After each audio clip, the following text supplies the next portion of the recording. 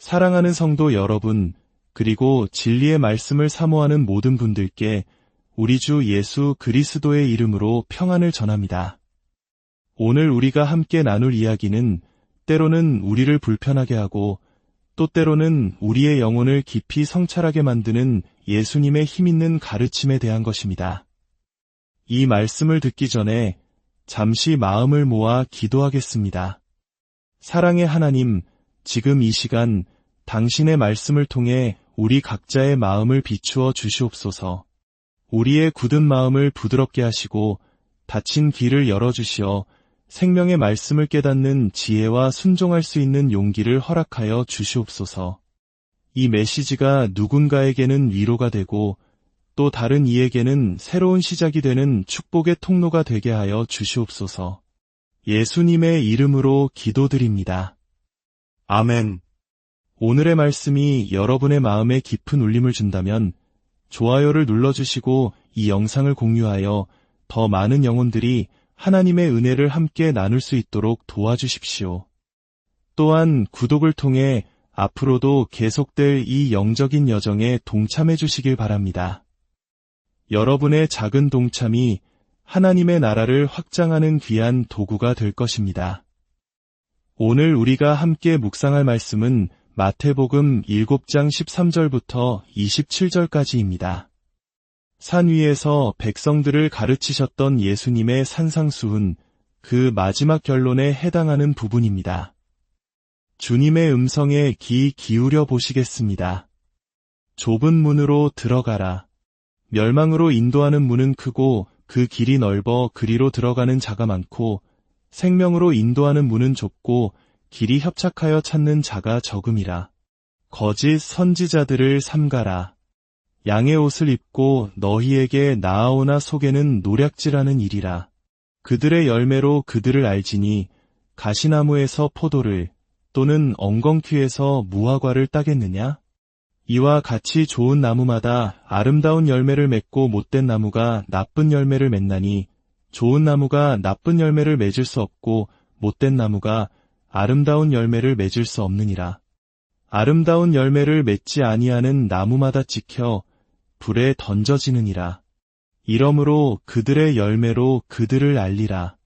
나더러 주여 주여 하는 자마다 다 천국에 들어갈 것이 아니요 다만 하늘에 계신 내 아버지의 뜻대로 행하는 자라야 들어가리라.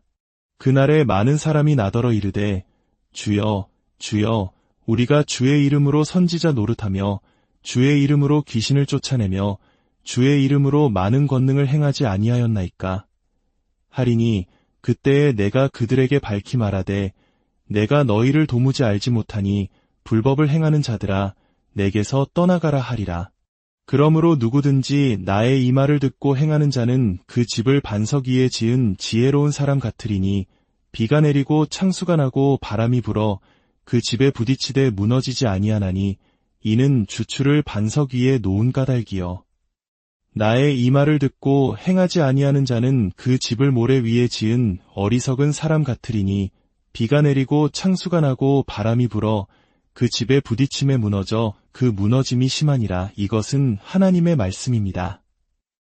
예수님의 이 말씀은 우리에게 세 가지 중요한 자기점검의 영역을 제시합니다. 첫째는 하나님께로 가는 길의 문제, 둘째는 영적 지도자의 문제, 그리고 마지막으로 가장 충격적인 것은 바로 우리 자신의 신앙의 진정성에 대한 문제입니다.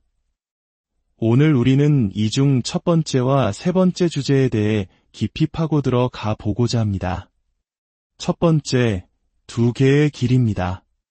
예수님은 단호하게 말씀하십니다. 좁은 문으로 들어가라. 그리고 세상에는 두 개의 길, 두 개의 문만이 존재한다고 선언하십니다. 하나는 넓고 편안하여 많은 사람들이 찾는 멸망의 길이요.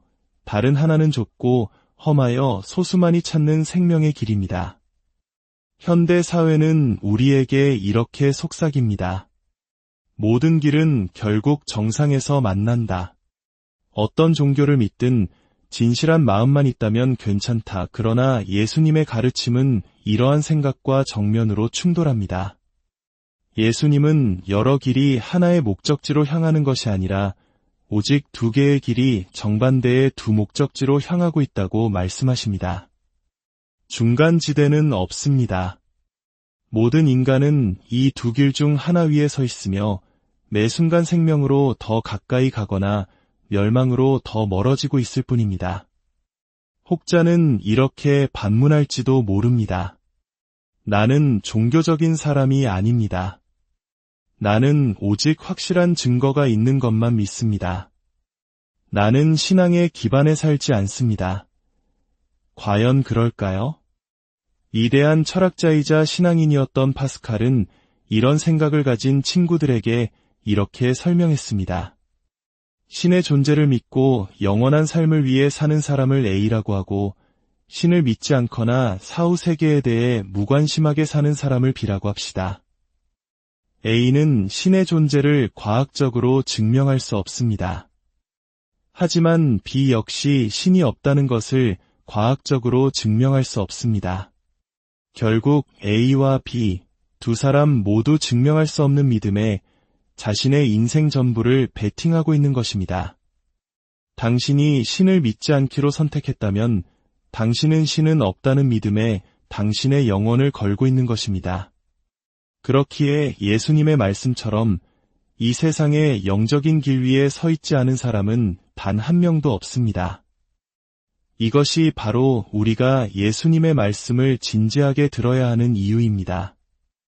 요한복음 14장에서 예수님은 더욱 분명히 말씀하셨습니다. 내가 곧 길이요 진리요 생명이니 나로 말미암지 않고는 아버지께로 올 자가 없느니라. 이 말씀이 혹독하게 들릴 수 있습니다. 배타적이고 편협하다고 느껴질 수도 있습니다. 하지만 우리는 사회적 관용과 신학적 진리를 구분해야 합니다. 기독교는 나와 다른 신념을 가진 사람들을 사랑하고 존중하며 그들의 자유를 인정하라고 가르칩니다. 심지어 원수까지도 사랑하라고 말씀하셨습니다. 이것이 사회적, 법적, 관계적 관용입니다. 그러나 진리의 문제에 있어서는 타협이 있을 수 없습니다.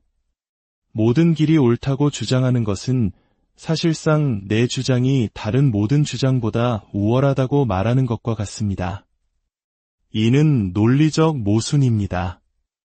예수님은 자신이 하나님이라고 주장하신 유일한 분입니다. 그분은 위대한 스승 중 한 명이 아니라 창조주 하나님 자신이라고 선언하셨습니다.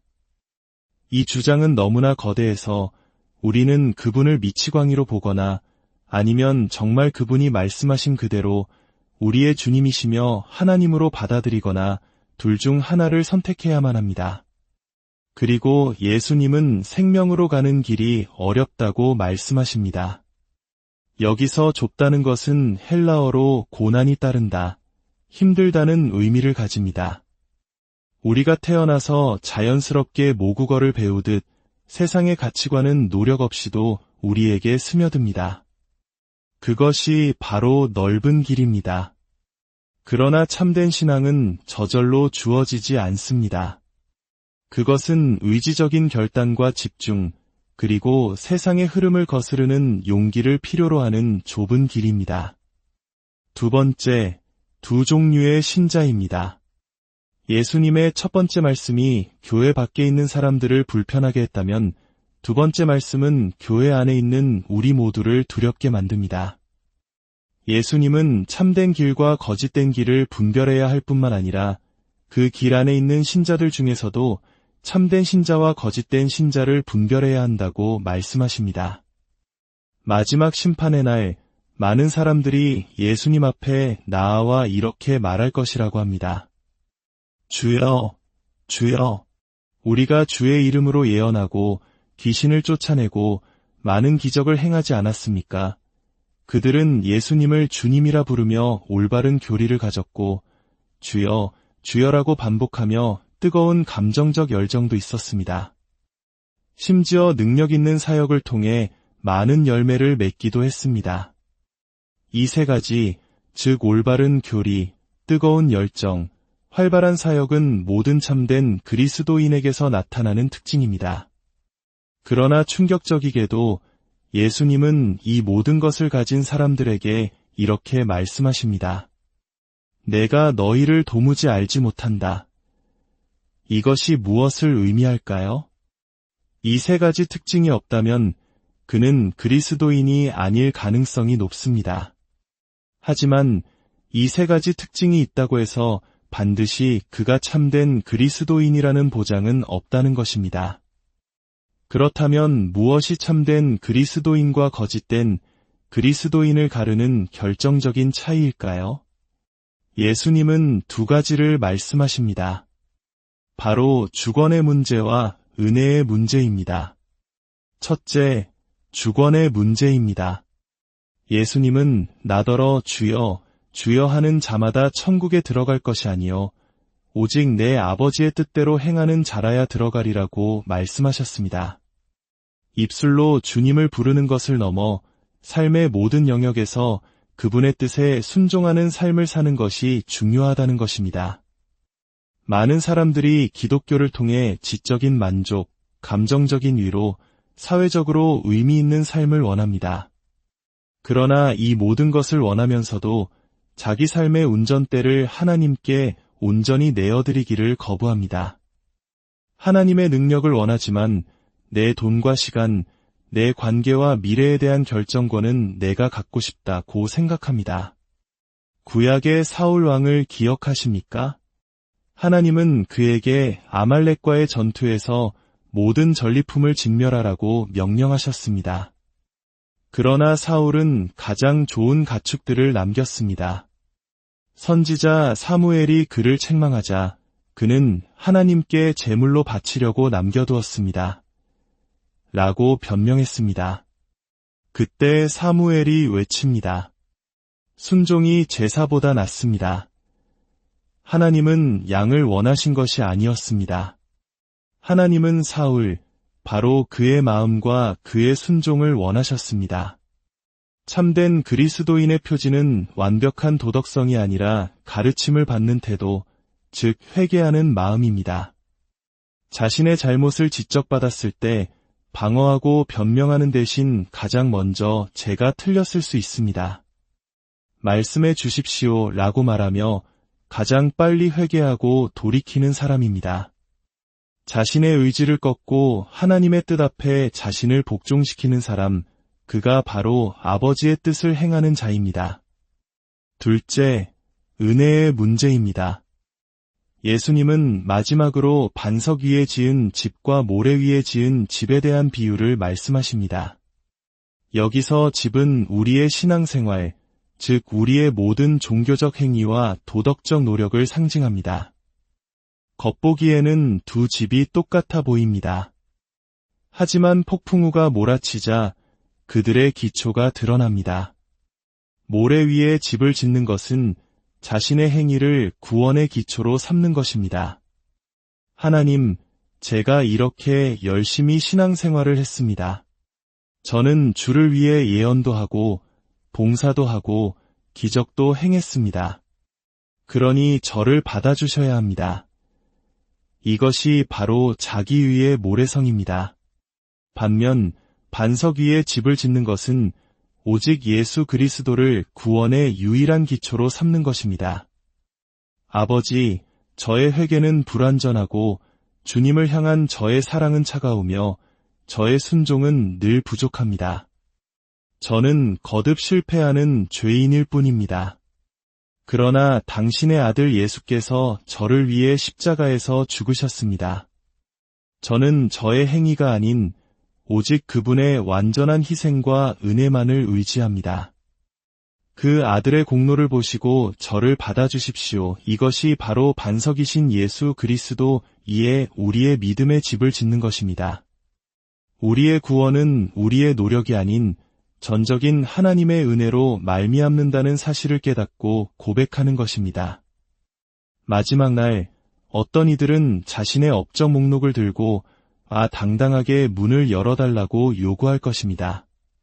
그러나 어떤 이들은 누가복음의 세리처럼 감히 얼굴도 들지 못하고 가슴을 치며 하나님이여 불쌍히 여기소서 나는 죄인이로소이다 라고 부르짖을 것입니다. 전자는 모래 위에 집을 지은 자요, 후자는 반석 위에 집을 지은 자입니다. 예수님께서 내가 너희를 도무지 알지 못한다 고 하신 말씀의 핵심이 여기에 있습니다. 그들은 예수님에 대해서는 알았지만 예수님을 인격적으로 알지는 못했습니다. 그들에게 예수님은 연구의 대상, 활용의 도구였을 뿐 삶의 주인이자 사랑의 대상이 아니었습니다. 그러나 우리가 하나님의 은혜를 깊이 깨닫고 우리의 의지를 그분께 온전히 내어드릴 때 예수님은 더 이상 교리 속의 존재가 아니라 우리의 삶 속에서 살아 역사하시는 인격적인 주님이 되십니다. 성경 말씀은 더 이상 낡은 문자가 아니라 우리를 치유하고 변화시키고 때로는 우리를 뒤흔드는 하나님의 사랑의 편지가 됩니다. 이것이 바로 주님을 아는 것입니다. 사랑하는 여러분, 오늘 이 말씀을 통해 우리 자신을 깊이 돌아봅시다. 나는 지금 어느 길 위에 서 있습니까? 넓고 편한 길입니까? 아니면 좁고 험한 생명의 길입니까? 내 믿음의 집은 어디에 세워져 있습니까? 나의 노력과 업적이라는 모래 위입니까? 아니면 오직 예수 그리스도의 은혜라는 영원한 반석 위입니까? 주님은 지금도 우리를 부르고 계십니다. 수고하고 무거운 짐 진 자들아, 다 내게로 오라. 내가 너희를 쉬게 하리라. 함께 기도하겠습니다. 거룩하신 하나님 아버지, 오늘 주신 두렵고 떨리는 말씀을 통해 저희 자신을 돌아보게 하시니 감사합니다. 혹시 저희가 넓은 길을 가면서도 평안하다고 착각하고 있지는 않았는지, 모래 위에 집을 지으면서도 안전하다고 스스로를 속이고 있지는 않았는지 고백합니다. 주여, 저희의 마음 깊은 곳을 밝히시고 거짓된 신앙의 기초들을 드러내 주시옵소서. 저희의 교만과 자기의를 모두 내려놓고 오직 예수 그리스도의 십자가 은혜만을 굳게 붙들게 하여 주시옵소서. 그리하여 어떠한 인생의 폭풍우 속에서도 흔들리지 않는 반석 위의 집과 같은 견고한 믿음을 소유하게 하옵소서. 우리를 구원하신 주 예수 그리스도의 이름으로 기도드립니다. 아멘. 함께 믿음 안에서 성장합시다. 이 메시지를 여러분이 아끼는 사람들과 나누어 주십시오. 우리 주 예수 그리스도의 은혜가 여러분 모두와 항상